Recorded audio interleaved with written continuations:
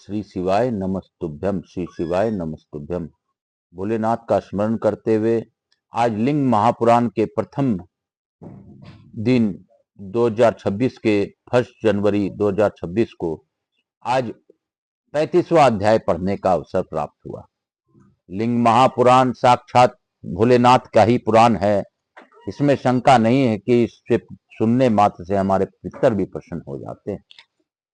थोड़ा सा भी कथा अगर हमने अपने जीवन में ग्रहण किया है तो हमारे पितर को बहुत ही प्रसन्नता होती है। नंदी कहते हैं ब्रह्मा जी के पुत्र महान तेज वाले क्षुप नामक एक राजा हुए हैं। उन लोकपति क्षुप की मनीश्वर दधीच से मित्रता थी। कालांतर में उन क्षुप तथा दधीच के मध्य किसी बात में संदर्भ में विवाद हो गया। क्षुप का कथन था कि क्षत्रिय श्रेष्ठ होता है, दधीच का कथन था कि ब्राह्मण ही श्रेष्ठ होता है।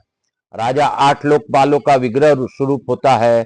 इंद्र, अग्नि, यम, नेत्री, वरुण, वायु, चंद्र, कुबेर तथा ईश्वर मैं ही हूं, इसमें कोई संदेह नहीं है। अतः तुम मेरी अवज्ञा नहीं करनी चाहिए। हे सुव्रत, वह राजा महान देवता होता है। अतः हे च्यवन पुत्र, हे महाभाग, तुम्हें मेरा अपमान कभी नहीं करना चाहिए, अपितु सर्वथा मेरे पूजा करनी चाहिए।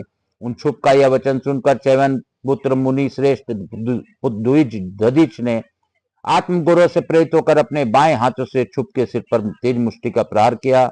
बलशाली क्षुप ने भी व्रज से उन दधीच पर प्रहार किया। पूर्व काल में राजा क्षुप ब्रह्मलोक में ब्रह्मा जी की छींक से उत्पन्न हुए थे। भगवान की प्रेरणा से असुरों के पराजय रूप प्रकार से निर्मित इंद्र से उन्होंने व्रज प्राप्त किया था। अपनी इच्छा से ही नर होकर वे राजा बने थे। श्री युक्त बलवान तथा तमोगुण युक्त इंद्र की भांति राज क्षुप भी बलशाली थे, इसलिए वे विपेन्द्र दधीच के जीतने में समर्थ हो गए। राजा क्षुप के व्रत प्रहार से नियत द्विश्रेष्ठ दधीच के भूमि पर गिर पड़े। फिर अत्यंत दुखी होकर उन्होंने भृगु मुनि शुक्राचार्य का स्मरण किया। देहधारियों को श्रेष्ठ शुक्राचार्य ने वहां पहुंचकर दधीच मुनि के व्रज ताड़ित शरीर को अपने योग बल से यथावत जोड़ दिया। दधीच के शरीर को पूर्व की भांति ठीक कर भार्गव मुनि शुक्राचार्य ने कहा, हे महाभाग दधीच, हे विप्र, ब्रह्मा आदि देवताओं को पूजित निरंतर देवादिदेव उमापति शिव की सम्यक पूजा करके उन त्र्यंबक महादेव का अनुग्रह कैसे अवश्य हो जाओ, अवधि हो जाओ। हे द्विज, उन्हीं महादेव जी से मैंने मृत संजीवनी विद्या प्राप्त की है। शिव जी के भक्तों को मृत्यु से किसी प्रकार का भय नहीं होता है। उसी सेवी मृत्युंजय विद्या को अब मैं तुम्हें बता रहा हूं।